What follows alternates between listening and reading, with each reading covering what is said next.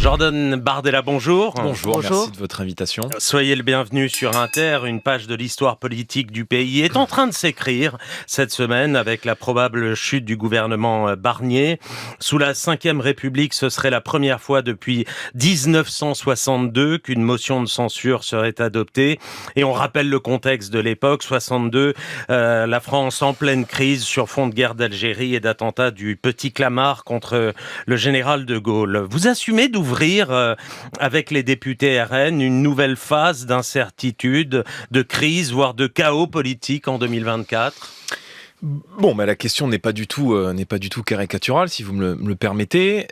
Michel Barnier a été désigné au début du mois de septembre comme étant un Premier ministre sur fond d'absence de majorité parlementaire et d'absence totale de légitimité démocratique, puisqu'il est issu d'un mouvement politique, est arrivé peu ou prou dernier des élections européennes et dans les dernières positions des élections législatives.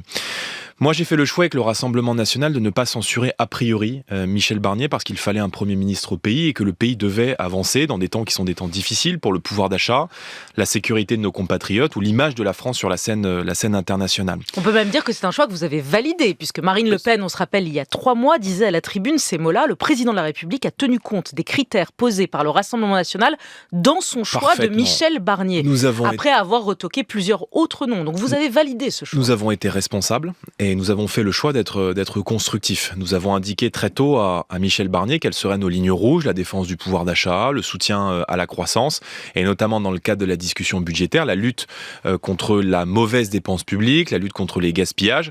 Et nous avons ajouté à cela également un tournant nécessaire sur la politique migratoire, la politique sécuritaire et pénale, et aussi l'instauration du scrutin proportionnel, parce qu'on sait très bien que cette situation ne vivra pas très longtemps et que nous serons très probablement amenés d'ici à 2027 à retourner aux urnes devant le peuple français. Donc, nous avons été constructifs, et nous avons été constructifs jusqu'au bout. Mais il y a eu une élection, il y a eu une nouvelle donne politique. Et quand le Premier ministre nous présente un budget qui est un budget de récession, qui est un budget de punition, qui va pénaliser la croissance, qui va pénaliser le pouvoir d'achat de nos compatriotes les plus précaires, les plus modestes, et qui n'engage aucune réforme structurelle dans le fonctionnement de l'État, alors il est de mon devoir que de rejeter ce budget. Parce que je ne peux pas ensuite retourner devant mes électeurs et leur dire que j'ai laissé passer un budget qui prévoit le déremboursement des médicaments, la désindexation partielle des pensions de retraite, sur ça. Qui prévoit d'alourdir le malus automobile, qui prévoit d'alourdir la fiscalité de 40 milliards d'euros supplémentaires cette année. Ce n'est pas possible. J'ai pris des engagements, je dois les faire respecter, et j'ajoute à cela que le fait que Michel Barnier ait très tôt reçu l'intégralité des groupes politiques, à l'exception du Rassemblement national, qu'il ait rejeté toutes les propositions qui ont été faites depuis 3 mois par le Rassemblement national à l'Assemblée, démontre qu'il n'a pas intégré la nouvelle donne politique. Et Matignon dit qu'ils ont appelé pour l'inviter Marine Le Pen et que vous n'étiez pas disponible sur un problème d'agenda manifestement. Non, mais juste, on va revenir point par point sur ce que vous dites.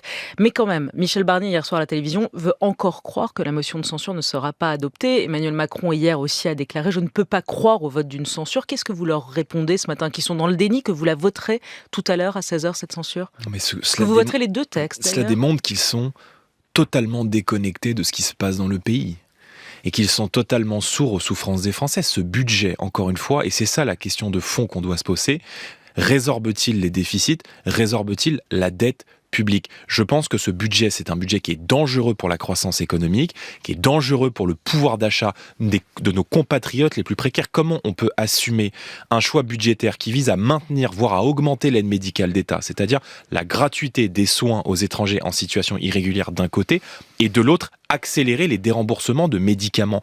Moi, depuis le départ, nous avons dit qu'il y a des tabous dans ce budget. Sur le déremboursement des médicaments, c'est ce qu'il a dit hier matin, vous le savez mieux que moi.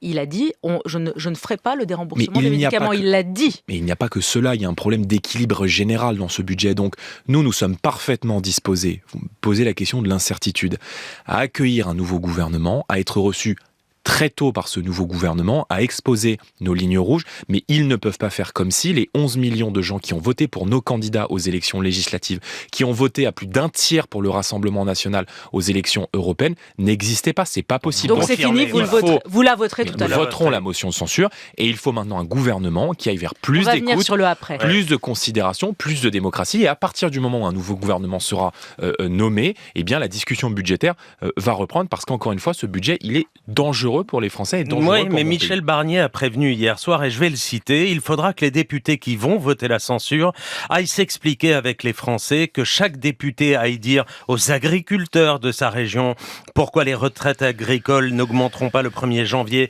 car cette mesure aura été supprimée. Il faudra que chaque député aille expliquer pourquoi 18 millions de Français vont devoir payer plus d'impôts qu'ils ne devraient.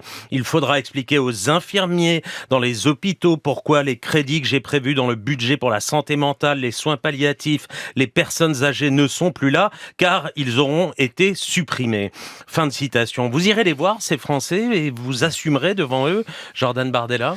Non mais je devant vais vous les dire ce qui est agriculteurs, les infirmiers, les infirmières. Les agriculteurs, ils sont dans les rues du pays, comme ils l'ont été en début d'année 2024, parce qu'ils sont menacés aujourd'hui par une concurrence internationale déloyale, à laquelle Michel Barnier ne s'attaque pas, par le traité du Mercosur qui est en ce moment même en train d'être négocié dans les couloirs de la Commission européenne, et par une incapacité à vivre de leur salaire. Donc, moi je veux bien qu'on joue, si vous voulez, sur les peurs, mais ce qui est irresponsable, c'est d'aller raconter n'importe quoi aux Français, pour essayer de leur faire peur, pour essayer d'effrayer les Français, en racontant objectivement n'importe quoi. Quand on dit qu'il y a 400 000 personnes en plus qui vont payer l'impôt sur le revenu, alors qu'il y a une loi spéciale qui sera votée le lendemain même du rejet de ce budget et qui peut parfaitement prévoir, ça a été le cas la dernière fois que ça s'est produit, alors pardon, ça remonte à quelques années, en 1979, et qui réindexe le barème de l'impôt sur le revenu, c'est totalement faux. La discussion budgétaire va reprendre, il y aura un budget pour notre pays, évidemment, dans les prochains mois, mais moi, je ne veux pas d'un budget qui augmente les impôts, je ne veux pas d'un budget qui dérembourse des médicaments, et je ne veux pas d'un budget qui demande toujours des efforts aux mêmes. On entend ce que vous dites, mais vous assumez votre responsabilité, parce qu'on a l'impression qu'avec vous, c'est jamais votre faute. Là, vous avez dit pendant 3 mois, à juste titre, que vous aviez un quart des députés, que vous aviez les cartes en main, que c'était vous désormais, le Rassemblement national était traité. Vous l'avez dit, vous l'avez répété, on a entendu Marine Le Pen dire on est traité pour la première fois et c'est nous qui décidons. Et bien là, c'est vous qui décidez de baisser le pouce et de censurer ce gouvernement. Est-ce qu'à un moment, vous dites « oui, j'assume, je prends mes responsabilités » de créer un chaos, de créer quand même un chaos. On est reparti sur une France sans Premier ministre, sans gouvernement, sans budget. Mais pardon, madame. Je vais pas vous rappeler le spread, mais il a augmenté. Madame, c'est pas Emmanuel Macron que vous avez en face de vous. Donc, moi, je veux bien, si vous voulez, qu'on rende responsable de la situation dans laquelle nous sommes aujourd'hui. Le seul parti politique qui, en 50 ans, n'a jamais été au pouvoir, mais à un moment donné, je ne peux plus de cette démocratie où personne n'est responsable de rien. Celui qui est responsable de la situation dans laquelle nous sommes, avec le record de déficit public, le record de dette, le record de déficit commercial, qui a fait n'importe quoi avec les comptes de l'État, qui fait qu'il a dissous dans des conditions qui sont particulièrement contestable dans la mesure où les alliances de second tour entre la France insoumise, l'extrême gauche et la Macronie a provoqué une absence de majorité claire pendant à minima 1 an. Je ne suis pas responsable de cette situation. Donc j'ai pris mes responsabilités. J'estime que ce gouvernement est dangereux pour mon pays. Et moi, la seule question que je me pose, c'est pas est-ce que c'est bon ou pas bon pour le RN, c'est est-ce que c'est bon ou pas bon pour les Français. Or, ce budget, il est mauvais pour le pouvoir d'achat, il est mauvais pour la croissance et il est mauvais pour la dépense publique. Donc, en responsabilité, comme ils disent, je ne peux pas laisser passer un budget qui serait dangereux pour mon pays. Si ce gouvernement tombe, un nouveau gouvernement sera constitué et évidemment que ce gouvernement devra prendre en compte les demandes du Parlement. C'est parfaitement sain. Vous avez une parole. Vous avez une parole, on doit vous croire. Mais allez-y, madame, allez au bout de votre question. Quand Marine Le Pen a brandi dimanche dernier, il y a 2 jours, ce qu'elle dit dans la tribune dimanche, que Michel Barnier, elle dit je ne censurerai pas si, je la cite, si le gouvernement nous donne quitus sur la désindexation des pensions ou sur le non-remboursement des médicaments. Cela ne me poserait pas de problème de ne pas voter de la censure s'il nous donne ça ou ça. Eh bien, il vous a donné l'un des deux, c'est-à-dire le déremboursement des médicaments. 2 heures après, vous disiez non, en fait, c'est ça et ça. En fait, on a l'impression que c'est toujours plus. Madame, ça n'est pas vrai. Parce que vous faites référence à une interview de dimanche dans laquelle, une heure après, le ministre Saint-Martin a indiqué que le gouvernement n'entendait plus bouger sur le budget. Et donc, moi, je considère que c'est précisément le gouvernement, par l'intermédiaire du ministre du budget, qui est quand même bien renseigné, dont l'interview a manifestement été relue par Matignon, qui a clos le cycle de négociation. Et lundi matin, on peut pas, Michel Barnier vous a dit, non. Je reviens sur le déremboursement des médicaments. On ne peut pas nous ignorer pendant 3 mois et venir à 2 heures de la censure en disant s'il vous plaît, ne censurez pas, je vais vous donner ce que vous avez envie de faire. Ça marche pas comme ça. Donc ce type de considération, il fallait l'avoir au début. Et moi je souhaite que le nouveau gouvernement, s'il doit y avoir un nouveau gouvernement, si la censure encore une fois est votée cet après-midi, ce soir, puisse prendre en considération les lignes rouges du Rassemblement national, pas parce que ce sont nos lignes rouges, mais parce que ce sont des lignes rouges pour lesquelles les Français ont très largement voté lors des dernières élections législatives. Et c'est une affaire d'orgueil. Vous ne cessez de politique. dire on n'a pas été pris en considération, alors que jamais un Premier ministre, un gouvernement ne vous a autant pris en considération. Et pour le coup, d'une certaine manière, ça se défend à partir du moment où vous êtes plus du quart des députés de l'Assemblée nationale. Mais il a fait des bougées. Sur la hausse de l'électricité, il a fait des bougées. Sur les médicaments, il a fait des bougées. Et à un moment, vous ne cessez de dire on manque de considération. Il aurait dû faire quoi de plus, en fait ? Qu'est-ce que vous attendez de plus ? Qu'il reprenne mot pour mot votre programme et là, on est bon ? Madame, on ne réduit pas un budget à 2 mesures. Donc moi, je suis très fier et très heureux de m'être battu pour que l'électricité n'augmente pas. C'est une victoire du Rassemblement national et accessoirement pour que le gouvernement s'engage à quelques heures de la censure à ne pas dérembourser des médicaments parce que je pense que dans un contexte où un Français sur 3 renonce à se soigner parce que le reste à charge est trop important, cela aurait des conséquences très lourdes pour des millions de nos compatriotes et notamment pour des retraités.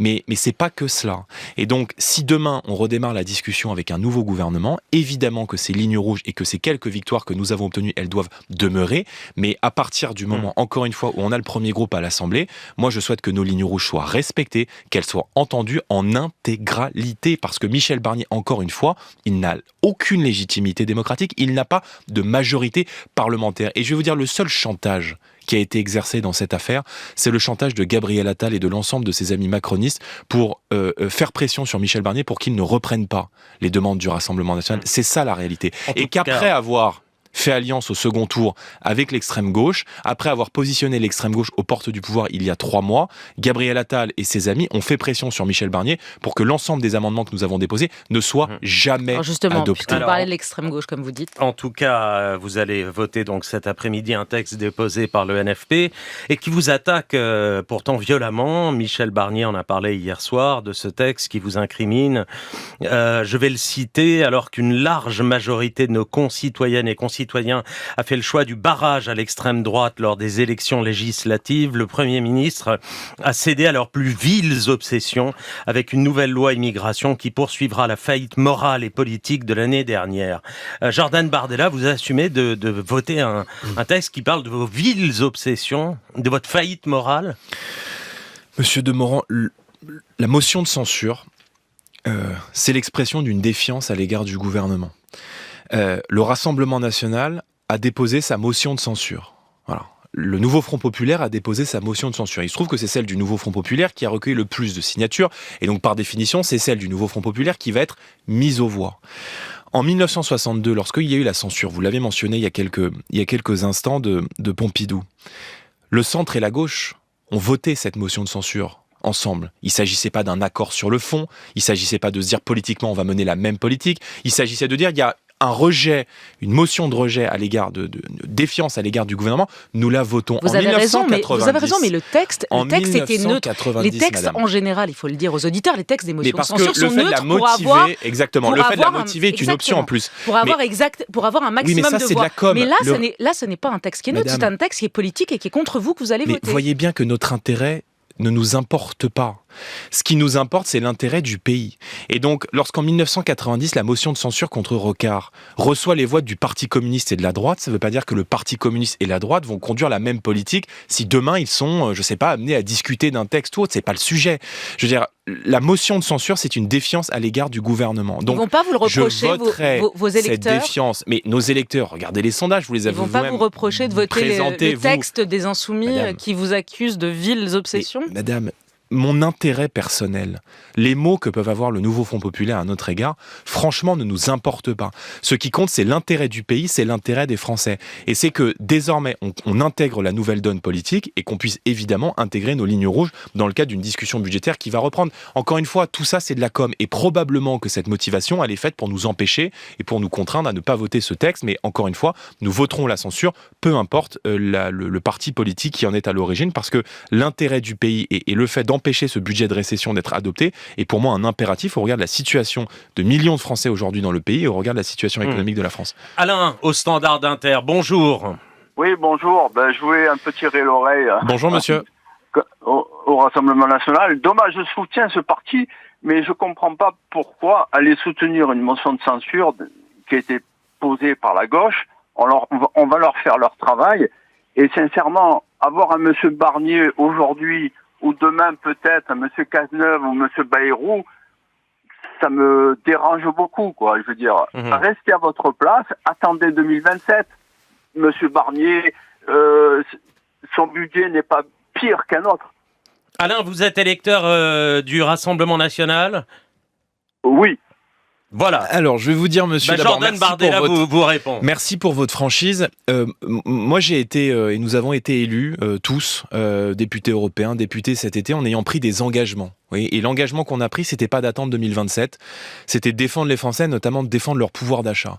Et je me sentirais extrêmement mal à l'aise que de laisser passer l'alourdissement du malus sur les automobilistes, que de laisser passer l'augmentation de l'aide médicale d'État, que de laisser passer des augmentations d'impôts de 40 milliards d'euros, de laisser passer une augmentation du coût du travail, une augmentation des taxes sur l'énergie, par exemple. Vous voyez, je serais extrêmement mal à l'aise que de retourner devant mes électeurs et de les regarder dans les yeux en leur disant « j'ai laissé passer un affaiblissement de votre pouvoir d'achat ». Et Alain, il en pense quoi alors ? Encore une fois, je dis la vérité et je vous demande de nous faire confiance. Voilà. Si on vous dit que ce budget, il est mauvais pour les Français, c'est parce que précisément, nous savons qu'il est mauvais pour les Français et qu'il est mauvais pour le pays. Et encore une fois, ce n'est pas une alliance avec la gauche. Je veux dire, on a déposé notre motion de censure. La censure, c'est l'expression d'un rejet du gouvernement. Jean-Luc Mélenchon ne sera pas Premier ministre. À un moment donné, il faut dire la vérité, il faut raconter... Vous êtes convaincu, Alain ? Vous êtes convaincu ? Oui, je suis convaincu parce que je les soutiens, mais je veux dire, c'est sûr que monsieur Mélenchon ne sera jamais Premier ministre, mais je veux dire, à la limite, on attendait notre place tranquillement, assis dans un fauteuil, et je veux dire, on n'achète pas des voitures tous les jours. Ça c'est pour le malus. Ça c'est vrai. Ouais, voilà. Je veux dire, l'électricité, d'un côté ça baisse, mais de l'autre côté ça va augmenter. Et puis c'est dommage de re-rentrer encore 3 mois d'attente comme en septembre. Attendez, les Français, dommage, on a autre chose à faire, à part les gens peut-être de gauche. Vous voyez, c'est vos électeurs, ça. Merci, monsieur, si vous êtes d'accord pour payer plus d'impôts, pour voir la facture d'électricité augmenter et voir les soins déremboursés, je pense que je vais me faire tirer les oreilles par beaucoup de mes électeurs si je laisse passer ça. Encore une fois, il y a alors évidemment, les sondages ne sont jamais des votes et ne sont jamais des réalités pures et parfaites, mais aujourd'hui, il y a 2/3 des électeurs du Rassemblement National qui sont favorables à un vote de cette motion de censure pour qu'on puisse se remettre autour de la table dans le cadre d'une discussion budgétaire et continuer à avoir des avancées. Et l'idée, si vous voulez, c'est aussi de montrer que, oui, le Rassemblement National peut voter une censure et que donc il faut aussi écouter nos lignes rouges. Et je pense que dans le cadre d'une nouvelle discussion budgétaire, on peut obtenir davantage. Il n'y a jamais de choix parfait dans une démocratie. La seule chose que je demande à mes électeurs, c'est de me faire confiance. Laurent, au Standard. Laurent, bonjour, vous êtes chef d'entreprise. Yes, bonjour, je suis chef d'entreprise. Bonjour monsieur. J'habite à Rochefort. Allez-y. Bonjour à toute l'équipe d'abord. C'est sympa. Allez-y, voilà. On vous écoute. Ouais, je dis souvent que l'économie, là, c'est la confiance. Or, en plongeant la France dans le chaos, là, par le vote que vous allez mettre en œuvre, vous mettrez sans doute davantage les entreprises en difficulté. Alors, je sais que ce monde de l'entreprise, vous êtes étranger puisque vous n'y avez jamais travaillé, mais avez-vous conscience des conséquences du vote que vous vous apprêtez à faire? Merci Laurent pour cette question. Jordan Bardella. Bon, je préside un mouvement politique qui a plusieurs dizaines de salariés, qui a pas loin de 200 parlementaires à l'Assemblée nationale, au Sénat et au Parlement européen. Donc on est confronté tous les jours à la réalité de la gestion d'un collectif humain qui doit obtenir des résultats. Mais d'où ça sort le chaos ? Enfin, excusez-moi, mais d'où ça vient l'idée que si demain Michel Barnier n'est plus Premier ministre et qu'après-demain on a Monsieur Bayrou ou Monsieur Lecornu qui va revenir devant la représentation nationale pour reprendre des discussions budgétaires plus respectueuses du pouvoir d'achat et des intérêts économiques du pays, en quoi c'est le chaos ? Ne pas avoir la vacance du pouvoir, ne pas avoir de Premier ministre, ne pas avoir de budget voté, vous comprenez que quand on est chef d'entreprise, ça déstabilise. Mais évidemment, mais qui nous a mis dans cette situation, madame ?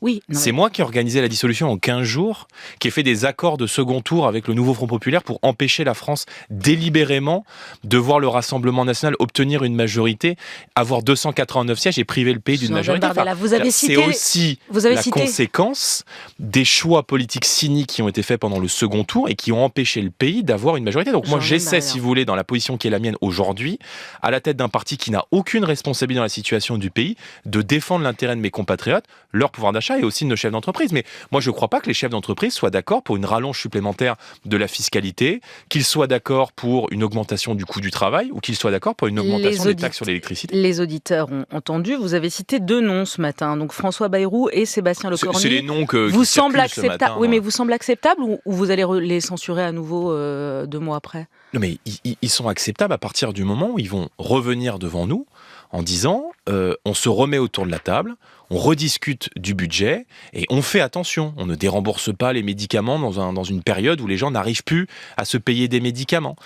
On ne va pas augmenter les taxes sur l'électricité quand l'électricité a doublé depuis 2017 et que c'est aujourd'hui un poids négatif dans la compétitivité de la France et dans la capacité de milliers d'entrepreneurs à payer leurs factures à la fin du mois. Il y a presque plus de temps. Est-ce que vous demandez ce matin, comme Jean-Luc Mélenchon, la démission d'Emmanuel Macron ? Non, je ne demande pas la démission du président de la République. Moi, je suis respectueux des institutions. Emmanuel Macron, il a été élu pour une durée évidemment de 2 fois 5 ans, et rien ne justifie là au moment où on se parle que le président de la République s'en aille. Donc voilà, moi ce que je demande, si vous voulez, c'est qu'on revienne autour de la table avec un gouvernement qui prenne en compte la nouvelle donne parlementaire et qui soit capable d'intégrer les lignes rouges qui sont posées par les uns et les autres dans un contexte où il n'y a pas de majorité parlementaire. Et puis il y a un autre calendrier à prendre en compte pour vous et votre parti, c'est le calendrier judiciaire. Le 31 mars, le tribunal rendra son jugement dans l'affaire de vos assistants parlementaires présumés fictifs. Le parquet a requis contre Marine Le Pen 5 ans de prison, dont 2 ans ferme aménageable, 300 000 € d'amende et une peine d'inéligibilité assortie d'une exécution provisoire. Si les juges confirmaient qu'elle est inéligible, comment vous ferez, Jordan Bardella ? C'est vous qui irez ? Et Marine Le Pen ne sera pas condamnée puisque Marine Le Pen est innocente. Et donc nous espérons que le jugement vienne rendre à Marine Le Pen et au Rassemblement National son innocence. On parle d'un désaccord administratif sur le travail des assistants parlementaires au sein du Parlement européen.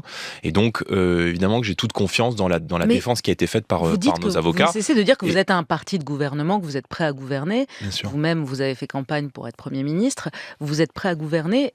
Un parti gouvernement, gouverner, c'est prévoir, Jordan Bardella. Vous n'avez pas de plan B si jamais elle est déclarée inéligible dans 3 mois ? Mais elle ne sera pas déclarée c'est pas vous qui décidez, inéligible. c'est Non, les mais juges. je vous donne ma conviction. Il serait bien Ça, c'est de la pensée positive, malvenu. mais c'est pas Non, mais vous pour qui vous répondre, décidez. il serait bien malvenu de ma part que de songer à ce genre de choses dans la période actuelle et dans la période qu'on a pu traverser ces dernières semaines. Donc il n'y a pas de plan B pour 2027. J'ajoute, non, il n'y a pas de plan B. Juste, j'ajoute une petite chose. On parle du chaos tous les quarts d'heure. Là, le CAC 40 était dans le vert hier matin et la bourse de Paris a grimpé suite à l'annonce de l'ascension. Donc il y a un effet d'anticipation des marchés. Et donc je redis bien ce matin à l'ensemble de nos électeurs que tout ce qui relève des arguments du chaos sont une stratégie de la peur pour en réalité venir au soutien d'un gouvernement qui n'a pas de majorité ni de légitimité. Merci. Jordan Bardella. Merci à vous. Ce que je cherche, votre livre publié aux éditions Fayard. Merci d'avoir été à notre micro ce matin. Il est 8h47.